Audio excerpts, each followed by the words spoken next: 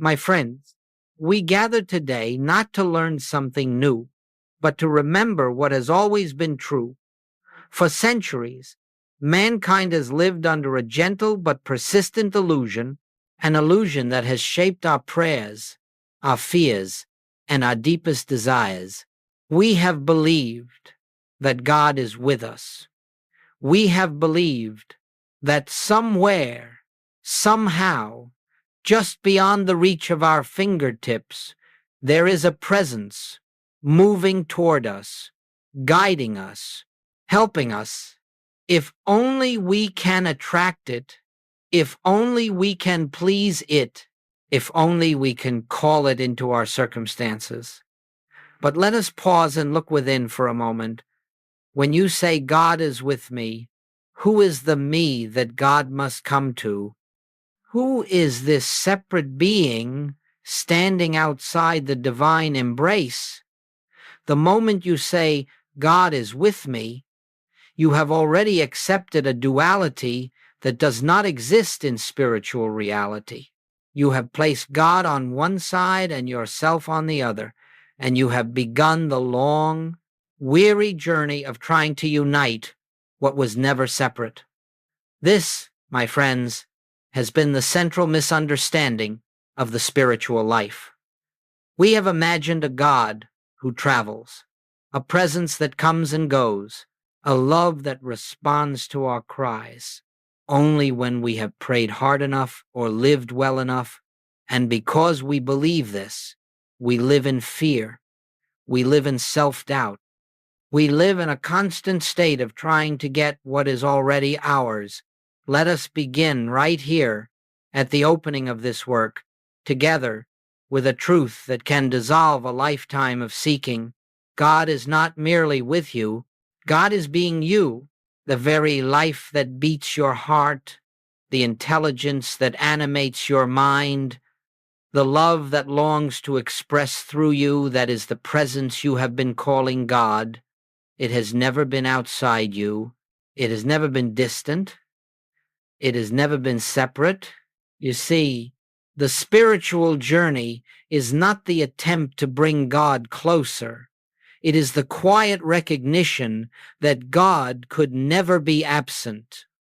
The kingdom you have searched for in the heavens, in the scriptures, and the rituals of religion is the kingdom that Jesus said is within you, not as a poetic idea, not as a hopeful metaphor, but as the literal truth of your being. And so, as we begin today, let us set aside the old belief that God must come to us, or that we must reach out to God. Let us rest in a deeper reality. The presence you seek is the very consciousness by which you are aware in this moment. It does not move toward you. It expresses as you.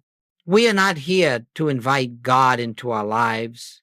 We are here to awaken to the life that has never been anything but God.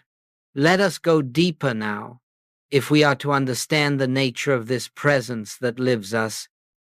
We must return to the simplest of all spiritual statements, a teaching so clear that only the human mind could have complicated it. When Jesus said, "The kingdom of God is within you," he was not offering poetry.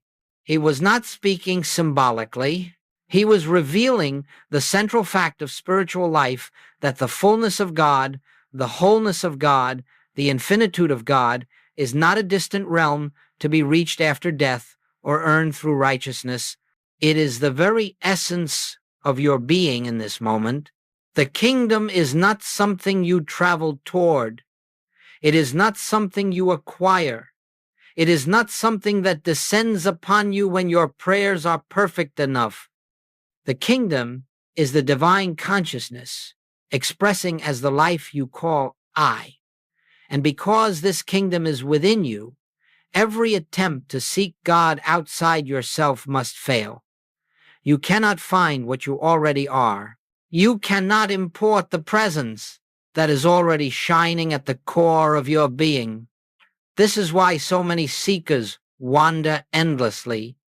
They read more books, attend more meetings, recite more prayers, all in the hope that God will draw near. Yet Jesus says, look within. Look where you have never thought to look. Look beneath the thoughts, beneath the emotions, beneath the sense of a personal, separate self, and there you will find a kingdom that has never left you. You see, the world has reversed the teaching of the Master. We have made the kingdom a future reward, a distant heaven, a spiritual landscape somewhere beyond the clouds. But the Master placed it exactly where it had always been within you. And when he said, "The Father and I are one," he was not describing a relationship unique to himself. He was revealing the universal truth of being. The divine nature is the root of every life. This kingdom is not something you enter. It is something you awaken to. It is not something God establishes later. It is what God has established now. Your task is not to climb toward it. Your task is to remove the veil of separation in your own consciousness. And what is that veil? It is the belief that you are a human being trying to reach a divine presence. It is the belief that God is somewhere else. The moment this belief is released, even for a single breath, you begin to sense the stillness, the peace, the completeness of a presence that has never been absent. The kingdom within does not shout. It does not force itself into your awareness. It is a gentle unfolding, a quiet recognition that the life you have called me is in truth the life of God expressing in individual form. When you truly understand this, you will stop searching outside. You will stop begging for what is already within, and you will begin to live from the consciousness that Jesus intended, not as a seeker of God, but as an expression of God. As we move forward, let us look more deeply at this great transition. Every sincere seeker must eventually make the shift from duality to oneness. It is not an intellectual shift. It is not the acceptance of a doctrine. It is a profound change in consciousness, a spiritual awakening in which you see clearly that there is not God and you. There is only God appearing as you. Duality is the oldest illusion known to mankind. It is the belief that there are two powers, two beings, two existences, one divine, one human, one perfect, one flawed, one infinite, one limited, and all suffering. Every conflict, every fear in your life arises from this belief in Oneness. The moment you think you stand apart from the presence, you begin to doubt, to struggle, to defend, to seek. You begin to live as a creature separate from its source. But this separation exists nowhere except in human belief. It has no spiritual reality. It has no divine sanction. It is no more real than a shadow mistaken for substance, and the instant this veil begins to lift, the instant you recognize that the life you are living is not a personal life but a divine expression, the entire structure of fear collapses. Let me say this plainly so that you do not miss it. God is not accompanying your life. God is the life you are living. You are not a mortal being borrowing breath from infinity. You are not a fragile personality hoping for divine support. The very breath you breathe is the movement of God. The very intelligence that thinks is an activity of the divine mind, the love you feel, the intuition that guides you, the compassion that arises in you, these are not human virtues. They are the nature of God expressing as individual consciousness. When you look at a wave in the ocean, you do not say, "Here is the wave, and somewhere else is the ocean." No, the wave is the ocean in expression. Its form may rise and fall, its shape may shift, but its essence is the same infinite substance. And so it is with you. The form you call my life, my personality, my story, is simply the divine, life-taking individual expression. Your essence has never been separate from its source. The human sense of self, the one who fears, who doubts, who seeks approval, who struggles, is not the real you. It is a temporary mask formed by the belief that you are a separated being, and as long as you live as that mask, you will experience the limitations of that belief. But the moment you begin to identify not with the mask, but with the life behind it, every limitation begins to dissolve. This shift from duality to oneness is not achieved through effort. You cannot force it. You cannot will it. You cannot study your way into it. It comes through recognition.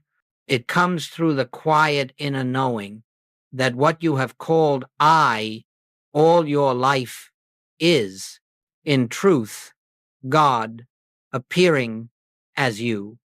And when this recognition dawns even faintly, you will discover that fear has no foundation. You will discover that lack has no cause. You will discover that illness cannot touch the truth of your being. For all of these belong to the belief in separation, and once oneness is glimpsed, the power of separation begins to fade. My friends, this is the turning point of the spiritual path. Everything you have sought outside yourself begins to reveal itself within. Everything you feared begins to lose its voice. And everything you hoped God would do for you begins to unfold naturally as the activity of the divine presence that is your life. You do not become one with God. You awaken to the truth that you have never been anything else. Let us continue, and let us approach a point that may seem subtle, but upon which the entire spiritual life rests. For many sincere seekers, the phrase "God is with me" has been a source of comfort. It has carried them through hardship. It has soothed their anxieties and strengthened their hope. But I must tell you gently, yet truthfully, that this statement is still rooted in the very belief that keeps you from realizing the fullness of your spiritual identity. To say God is with me is to affirm a presence that moves in and out of your experience. It assumes a proximity that can grow stronger or weaker depending on your behavior. It suggests a God who responds to your prayers, who comes when you call, who arrives when you are worthy and stays away when you are not. And though this idea may feel comforting to the human mind, it is also the source of fear, guilt, and insecurity. As long as you believe God must come to you, you will fear the moments when you cannot feel God. You will interpret every difficulty as distance from the divine. You will judge yourself by your emotions, your moods, your circumstances, believing that God is nearer when life is easy and farther when life is hard. And when prayer seems unanswered, you will assume failure not in the prayer, but in yourself. This is the tragedy of God is with me consciousness. It still assumes, too. It still imagines a universe where God must travel, must approach, must respond. But God is not a visitor. God is not a presence that steps in and out of your life like a shifting shadow. God does not arrive. God does not depart. God does not draw near. God does not withdraw. These movements exist only in human belief, never in spiritual reality. The divine presence is not with you, it is you. It is the life you call I. It is the mind by which you think, the love by which you feel, the being by which you exist. And when you settle into this truth, even for a moment, fear begins to vanish. For how can you fear losing what you cannot be separate from? How can you worry about God's absence when God is the very essence of your being? How can you plead for help from a presence that is the inner light of your own consciousness? You see, the danger in the phrase "God is with me" is not that it is false, it is incomplete. It is the first step of awakening, but it cannot be your home. If you linger there, you will forever walk the path of the beggar, the seeker, the one who hopes God will hear, will come, will act. But the moment you awaken to oneness, you discover that God is not your helper, God is your identity. This does not make you God, for the ego cannot contain the infinite, but it reveals that the infinite is expressing itself as you, through you, in you, and as the very substance of your being. Once this dawns, the whole structure of petitionary prayer collapses. There is no longer a God to convince, no longer a presence to summon, no longer a blessing to chase. There is only recognition of what already is. To mature spiritually is to move from seeking God's nearness to realizing God's nature. It is to exchange the insecurity of duality for the peace of oneness. And this shift transforms everything because it removes the central illusion that has kept you living as a separate creature trying to reach the divine. My friends, if you hear nothing else today, hear this: you cannot lose God. You cannot lack God. You cannot be distant from God, because God is not something added to your life. God is the life itself. The day you stop asking for God's presence is the day you begin to experience it. Now we come to a central pillar of the spiritual life, one that must be understood if you are to live in freedom rather than fear. For centuries, prayer has been built upon the assumption of lack. God, please give me this. God, please heal me. God, please fix my circumstances. And the more intensely we desire, the more passionately we plead, the more exhausted we become, because all supplication begins with a silent confession. I do not have what I need, but the spiritual life, the life that Jesus revealed, the life that the mystics have lived, the life the infinite way invites you into, is not founded on lack. It is not founded on asking. It is founded on recognition. Recognition is the quiet realization that everything you have asked God to give you has already been given. Recognition is the understanding that you cannot seek the presence, because the presence is the very ground of your being. Recognition does not beg, it acknowledges. Recognition does not reach, it rests. Recognition does not attempt to change God, it allows God to reveal the truth already present. You see, all supplicating prayer assumes a God outside yourself who must be persuaded. But recognition knows that God is the very life you are living, and that nothing needs to be added to that life. What is needed is not divine intervention, but spiritual awareness. This is why Jesus said, "Your Father knows what you need before you ask." How could this be true unless the divine presence already fills every space of your consciousness?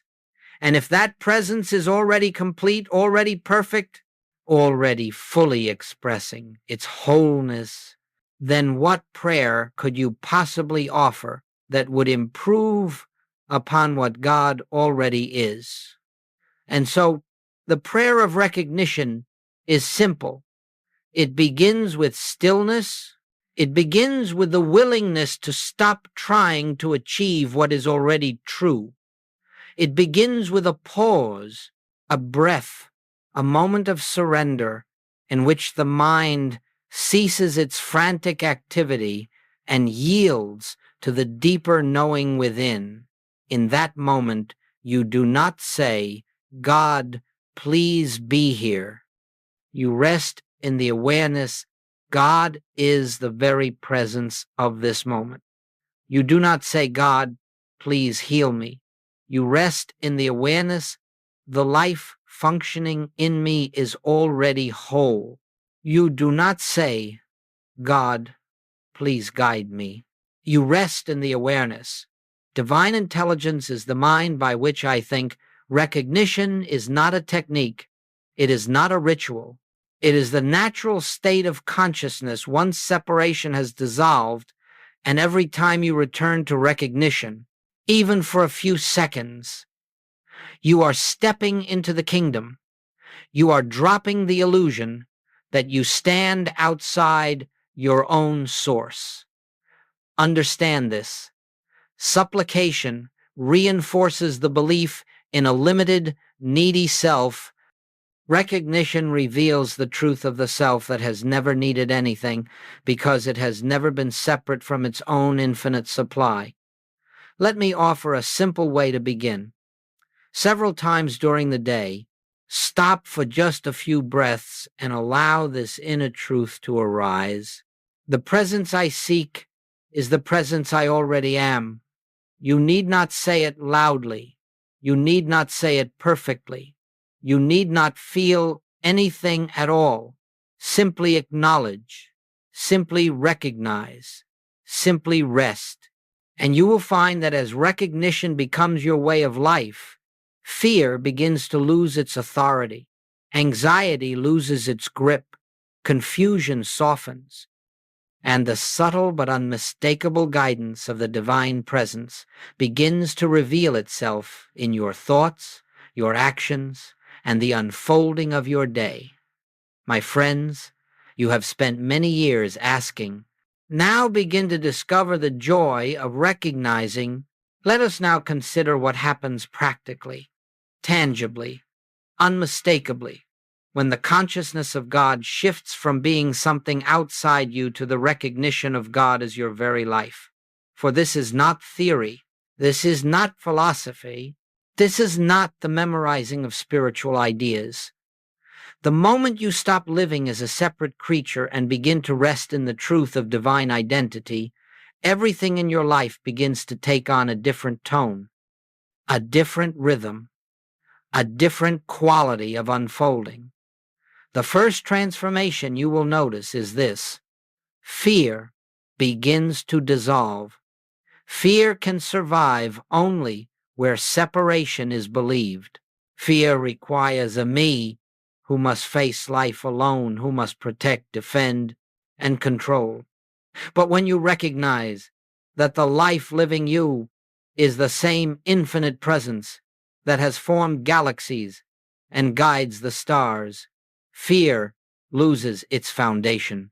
You discover that you are not navigating life by yourself. Life is guiding you from within. The second transformation is clarity. Where once decisions were made through analysis, through worry, through trying to calculate outcomes, now decisions arise from a calm inner knowing. You begin to live intuitively, not impulsively, but from the quiet assurance that the divine intelligence that formed your being continues to govern your experience. Ideas come when they are needed. Guidance appears without strain. You do not reach for answers. They reveal themselves. The third transformation is peace even when nothing has changed externally. The moment you recognize God as the life you are living, you cease trying to fix the world around you. You cease believing that your peace depends upon circumstances.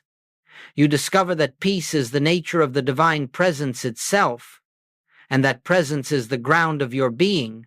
This inner stillness becomes your home, your refuge, your atmosphere, even when the world storms around you. The fourth transformation is found in relationships. When you no longer see yourself as a separate human personality, you stop demanding, expecting, or fearing the behavior of others. You realize that everyone around you is also the expression of God, though many do not yet know it. And this recognition softens your gaze. You begin to behold the divine behind the human mask. Conflict loses its bite.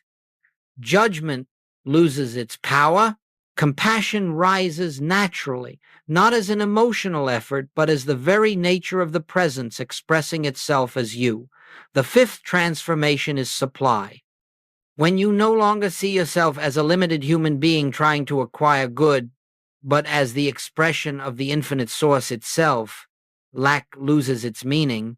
You stop living from desperation and begin living from completeness. This does not mean money falls from the sky. It means that the consciousness of wholeness draws into your experience the forms that match it: opportunities, ideas, relationships, provision. The law of consciousness is simple. What you recognize within becomes the pattern of life without. Let me offer a gentle story, not as proof, but as illustration. A woman who spent years praying desperately for financial help finally encountered the teaching of inner recognition. Instead of begging God for supply, she began each day resting in the awareness: the source of all life flows as my life now. She did this without expectation, without trying to influence events. Weeks passed. The fear of lack began to quiet. Her decisions became clearer. She stopped chasing solutions and began acting from peace. And gradually, almost without noticing when it happened, her outer circumstances shifted. A new opportunity came. A long-delayed project opened. What had seemed impossible became natural. Nothing magical occurred. Consciousness changed. An experience followed, as it always must. The sixth transformation is healing. Where once the body was feared as fragile, vulnerable, and separate from spirit, you now see it as an instrument through which the divine presence expresses. This does not deny physical conditions. It simply refuses to build identity around them. You begin to understand that the body responds to consciousness, and as fear dissolves, as separation dissolves, as inner peace becomes natural, the body often reflects that harmony, sometimes quickly, sometimes gradually, but always in accordance with the changes taking place within. And finally, the deepest transformation is freedom. When you know that God is the life living you, the entire burden of existence lifts. You no longer wrestle with life. You no longer battle circumstances. You no longer attempt to force spiritual growth. You rest, you allow, you listen, and you discover that the same presence that animates your life is unfolding your path with a wisdom far greater than human effort could achieve. My friends, life does not transform because God intervenes. Life transforms because your consciousness awakens. Now, let us turn to the heart of spiritual practice, not the outer rituals, not the spoken prayers, not the mental affirmations, but the interior stillness where the presence reveals itself. For if the kingdom of God is within you, then you must learn how to enter that inner sanctuary, not through effort, not through imagination, but through the simple grace of becoming still. The great mistake of spiritual practice is the belief that it must be active. You have been taught to speak to God, to call upon God, to plead with God, to chant, to visualize, to fill the mind with holy thoughts. But the mind that tries to reach God is the very thing that obscures God, and the noise of human thinking is the veil that hides the silence in which the divine presence is known. Therefore, the highest spiritual practice is not doing, it is undoing. It is the quiet release of mental effort. It is the cessation of trying. It is the surrender of the belief that you must achieve something, feel something, or create spiritual experience. True meditation is not an act of reaching for God. It is the stillness in which you discover that God has already been here all along. Let me say this plainly. The presence is not found through words. The presence is not found through thought. The presence is found in the absence of both. When you sit quietly, not to get something, not to change something, not to force a feeling, but simply to be, you begin to feel a subtle shift. The mind softens, the body relaxes, the breath finds its natural rhythm, and in that stillness, you become aware of a quiet, living presence at the core of your being. It is not felt through sensation. It is not heard through sound. It is known through a deep, wordless awareness. This is the secret of meditation, as taught to those who truly sought illumination. Be still and let God reveal God. And you do not need an hour. You do not need a sacred space. You do not need a perfect mind. You need only the willingness to stop just for a moment and to rest in the truth that the life within you is divine. Let me guide you into a simple practice, not as a technique, but as a doorway. Wherever you are, perhaps as you listen now, allow yourself to pause. No effort, no striving, no attempt to reach out. Simply let the next breath be natural. And now, in this quietness, recognize not with the mind, not with words, but with inner awareness, God is the very presence of this moment. Do not try to feel God. Do not try to experience something mystical. Simply recognize and rest. This is the beginning of silent union. This is the entrance into the kingdom, and when practiced consistently, 3 seconds here, 5 seconds there, a minute during moments of stillness, this inner silence begins to weave itself into your entire day. It becomes your atmosphere. It becomes the ground upon which your thoughts and actions unfold. You will discover that the less you try, the more you become aware of the divine presence. The quieter you become, the more guidance arises. The more deeply you rest, the more easily life flows. For silence is not empty. Silence is filled with the divine activity that human effort cannot produce. Let me share something essential. You do not meditate to bring God into your life. You meditate to become aware of the God who has never left. This practice of silent union is not escape from the world. It is entry into reality. It does not remove you from your responsibilities. It empowers you to meet them with clarity and peace. It is not something you do in addition to life. It becomes the very foundation of life.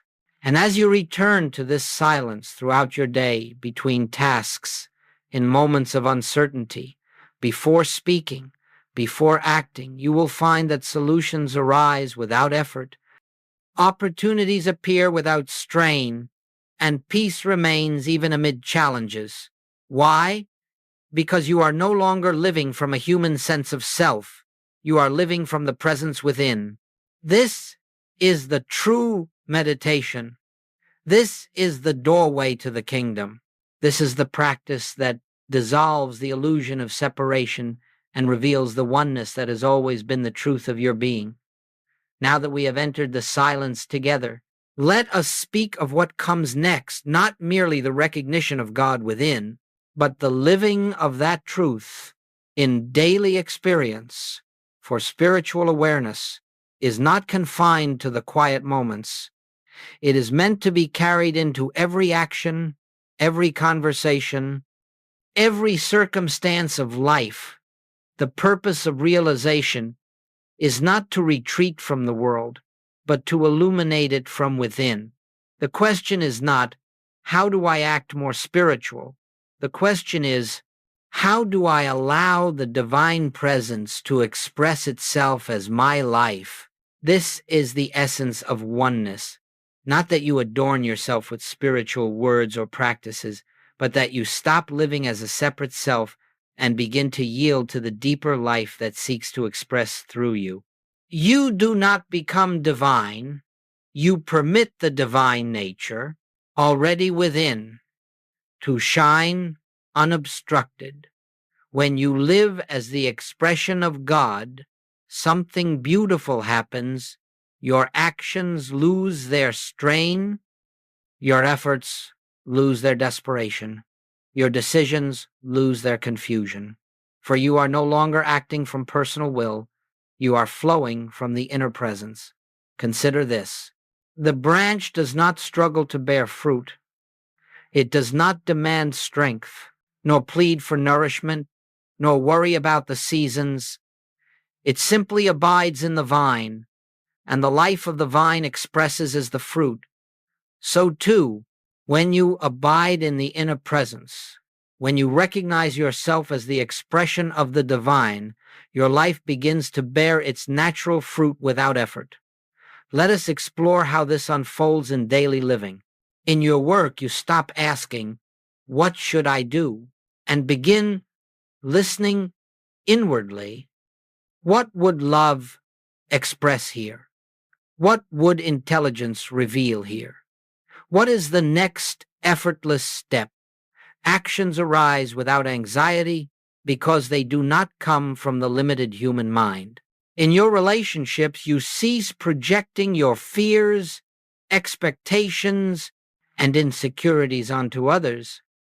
Instead, you behold the truth that each person before you is also a vessel of the same divine presence. Even when their behavior seems unkind or confused, you recognize that the Christ within them remains untouched. This recognition shifts interactions in ways that force can never achieve. In moments of challenge, you stop asking, "Why is this happening to me?" and begin resting in the truth. This circumstance cannot alter my spiritual identity. God is the life I am. Nothing can oppose the nature of God expressing itself. And from this awareness, wisdom unfolds, solutions appear, strength arises. In moments of success, you no longer cling to achievements as personal accomplishments, nor fear their loss. You understand that success is simply one form through which the divine presence has chosen to express temporarily. You do not grasp it, you do not exult in it, you receive it with gratitude and release it with grace. In moments of failure, you do not collapse into guilt or self-condemnation. You recognize that failure belongs only to the human sense of self, not to the divine identity. And so, failure does not define you. It becomes a passing appearance that cannot touch the truth of your being. Living as the expression of God is not a lofty ideal. It is the simplest way of life.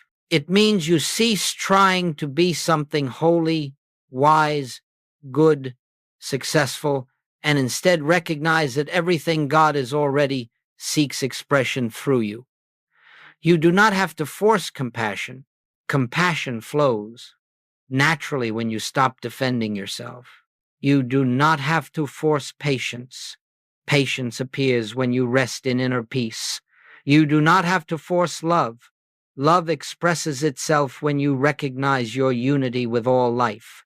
This is why Jesus said, "Let your light shine." Not create your light, not polish it, not defend it. Simply let it shine. The light is already within. The life is already within. The wisdom is already within. The kingdom is already within. Your task is not to make these things happen. Your task is to remove the false identity that has hidden them. And so, spiritual living becomes effortless, not passive, but surrendered, not inactive, but receptive, not self-centered, but God-centered. When you truly recognize your oneness with the divine, you discover that life is not something you must manage. Life is something you must allow. And now, as we bring this period of inner contemplation to a close, let us return to the very first truth with which we began, because all spiritual realization, no matter how deep, always circles back to the same simplicity. God is not merely with you. God is being you. Everything we have explored today, oneness, silent union, inner guidance, effortless living, flows from this one foundational realization. You have not been walking toward God. You have not been growing closer to God. You have not been trying to reach a presence outside yourself. You have been awakening to the presence that has never been absent. Let your heart rest in this. There is no separation to overcome. There is no distance to bridge. There is no journey to complete. The divine life is the very essence of your being. The kingdom is not reached by effort, it is revealed by recognition. And recognition is not a dramatic revelation. It is not an emotional experience. It is not a spiritual fireworks display. It is a quiet, gentle knowing that arises in the stillness of your own consciousness. I and the Father are one, not two, not near, one. Whenever fear arises, you return to recognition. Whenever anxiety stirs, you return to recognition. Whenever the mind insists on separation, you return to recognition. Not through force, not through effort, not through repeated words, but through the quiet awareness that the life you are living is divine in origin, divine in nature, and divine in expression. Let this be your practice going forward. Before each activity, pause for just a moment, not to ask God to come, not to seek help from a distant heaven, but to acknowledge God is the presence of this moment. When facing a challenge, pause and recognize my life is not separate from the infinite. When feeling uncertain, pause and know the mind by which I think is God in expression. When feeling unworthy, pause and remember nothing I have done, nothing I have feared, nothing I have believed has ever changed my spiritual identity. And when you forget, as all of us do, simply return again. There is no condemnation in forgetting. There is no failure in drifting. There is no judgment for falling back into human patterns. The spiritual life is not a path of perfection, it is a path of awakening.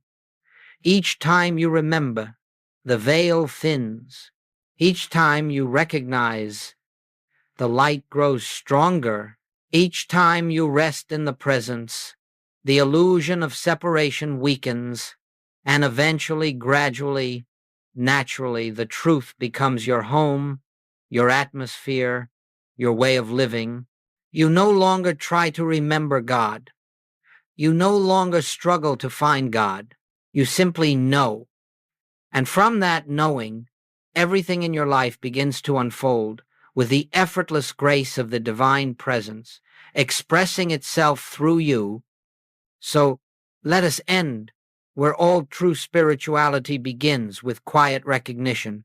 Wherever you are in this very moment, simply rest in this truth. The kingdom of God is within me now. The presence of God is the life I am, and always have been, one with the infinite. My friends, may this recognition accompany you gently into the next breath, the next step, the next conversation, and the next unfolding of your life. Not as a technique, not as a belief, but as the living truth of your being.